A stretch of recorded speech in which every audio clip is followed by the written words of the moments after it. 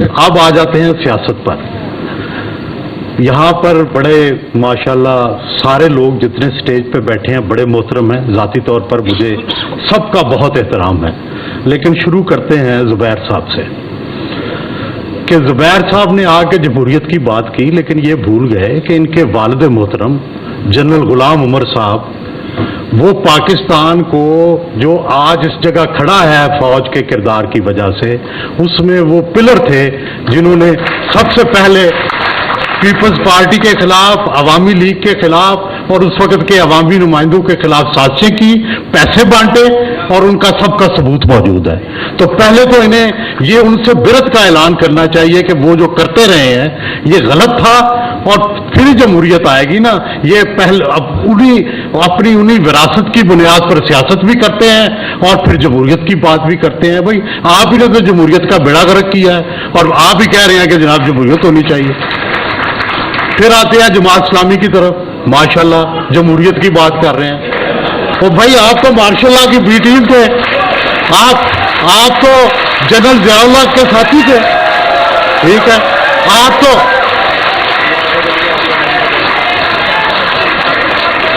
افغان جہاد کے سب سے بڑے علمبردار تھے. پاکستان کو تباہ کرنے میں، پاکستان کے نظریات تباہ کرنے میں آپ کا کردار تھا. تو جی تو میں یہ کہنا چاہتا ہوں کہ آپ ان سے کم از کم یہ تو کہیں کہ یار ہم نے ماضی میں بڑی غلطیاں کی ہیں. آپ کون سے الیکشن کراتے ہیں؟ آپ کی مجلس شورا نام دیتی ہے اور ان ناموں میں جیسے ایران میں ہوتا ہے تو ان ناموں کو آپ ووٹ دے دیتے ہیں. یہ کون سا الیکشن ہے؟ دیکھیں چلو میری بعد میں بات، دیکھیے میرے بات کر لینا جی. جی نہیں آپ اپنا وضاحت کر دیجیے گا، وضاحت کر دیجیے گا. جی او اچھا ذرا ایک منٹ ٹھہر جائیں. میں یہ گزارش کرنا چاہتا ہوں جنرل میں سر زبیر صاحب آپ کا ذاتی طور پر بہت احترام کرتا ہوں اور میں آپ کے کردار کی بھی اور آپ کی گفتگو کی بھی حمایت کرتا ہوں. لیکن میں آپ کو یاد دلانا چاہتا ہوں کہ آپ کے والد صاحب retired major general Ghulam Umar, ان کا بھی پاکستانی سیاست کو گندا کرنے میں، پاکستان کی سیاسی جماعتوں کو نقصان پہنچانے میں بہت بڑا کردار تھا. وہ جنرل یحییٰ خان کے ایڈوائزر تھے اور انہوں نے پیسے بانٹے سیاستدانوں میں. تو آپ کو بھی ان کی جو کردار تھا غیر جمہوری، اس سے برت کا اعلان کرنا چاہیے. اور میں یہاں گزارش کرنا چاہتا ہوں،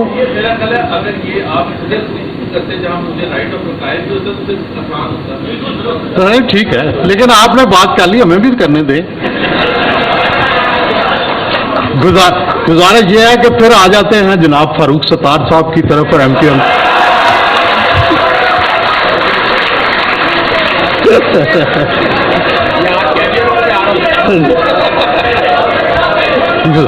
گزارش یہ ہے کہ کراچی سب سے پڑھا لکھا شہر، سارے آپ لوگ پڑھے لکھے، اور آپ کرتے کیا رہے ہیں کہ الطاف بھائی کے کہنے پہ آپ وائلنس کو سپورٹ کرتے رہے، آپ لوگوں کو مارنے کی سپورٹ کرتے رہے، ان کی ہاں میں ہاں ملاتے رہے. آپ کو کچھ خیال نہیں آیا کہ کوئی آپ کے میں تعلیم ہے، آپ میں کوئی عقل ہے؟ اس وقت آپ کو کچھ خیال نہیں آیا. تو بھائی یہ آپ بھی کم از کم شرمندہ تو ہوں.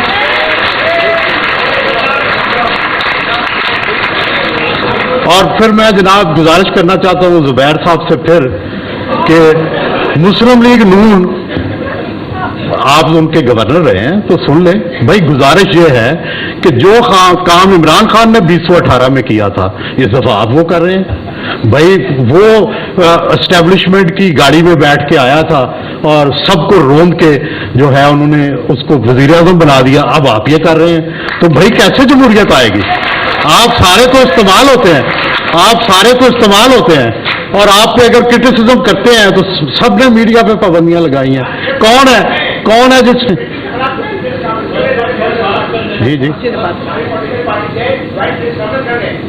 ٹھیک ہے سر گزارش کرنے دیں. जी जी सर, सो गुजारिश ये है कि भाई आप भी अपनी अदाओं पे जरा गौर करें, फिर पीपल्स पार्टी आ जाए।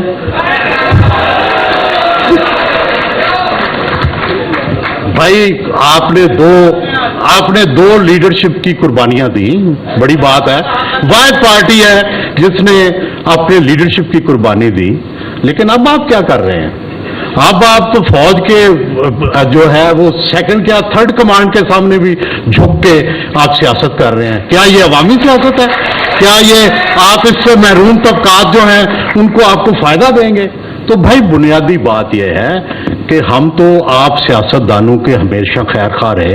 मैंने अपनी जिंदगी भर किसी सियासतदान पर कभी इल्जाम नहीं लगाया, कभी कोई उसका स्कैंडल नहीं किया, क्योंकि मैं सियासतदानों की इज्जत करता हूं। लेकिन सियासी जमातों का क्या यही किरदार होना चाहिए हमारे मुआशरे में? क्या यही जमहूरी किरदार है? हरगिज नहीं।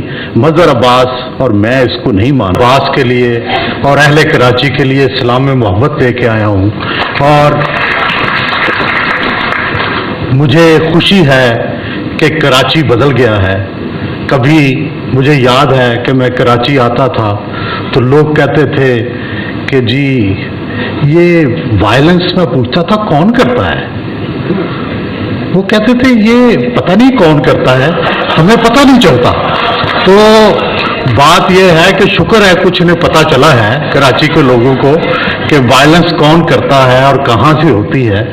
तो हमारे यहाँ जब किताब की लॉन्चिंग होती है तो हम कहते हैं ये आज शादी की तकरीब है, तो आज मजहर अब्बास लाड़ा है और ये इनकी शादी की तकरीब है, क्योंकि ये भी इतना ही बड़ा वाक़या है जितना शादी वाक़या होता था। किताब को मैं बहुत अहम समझता हूँ, और मैं समझता हूँ ये तारीख का में आप अपना नाम जो है वो एस्टेब्लिश करते हैं। और मेरी तकरीर के दो हिस्से हैं, वैसे तो एक ही था, सहाफत, लेकिन चूंकि सियासत की बात छिड़ी है तो वो मैं 2 मिनट के लिए पोस्टपोन करके पहले सहाफत पे बात कर लेता हूँ। मजहर अब्बास आइडियल सहाफ़ी।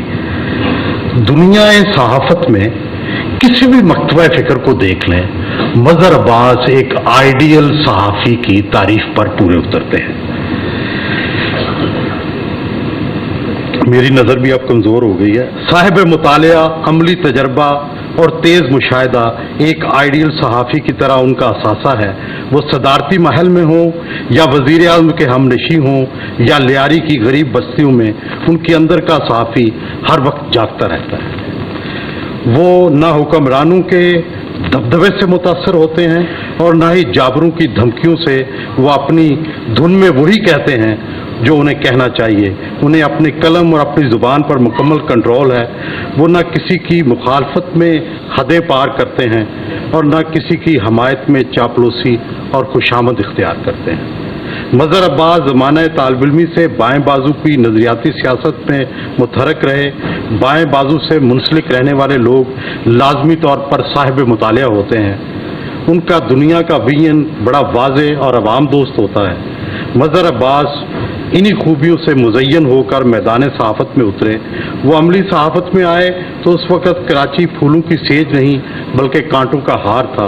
एक तरफ ज़िया अमरीयत के जुल्म का शिकार पीपल्स पार्टी थी, तो दूसरी तरफ उर्दू बोलने वालों की महरूमियों की नुमाइंदा MQM थी।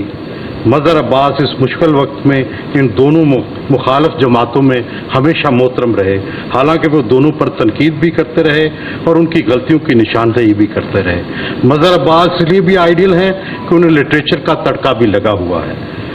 उन्हें सारी बड़ी उर्दू शायरी अजबर है। फैज़ का जिक्र हो या जोश का, हिंदुस्तान के अंदर लिटरेरी रुझानात हों या पाकिस्तान में शाया होने वाली नई किताबें, सब के बारे में मजहर अब्बास अपडेटेड होते हैं। हमारे दोस्त मजहर अब्बास का सीना राजों से भरा हुआ है। अब वक्त आ गया है कि वो मुर्तज़ा भुट्टो के कत्ल, बेनज़ीर से गुफ्तगू और MQM की अंदरूनी कहानियों और लड़ाइयों को लिखें ताकि पाकिस्तान की सियासी तारीख मुकम्मल हो सके।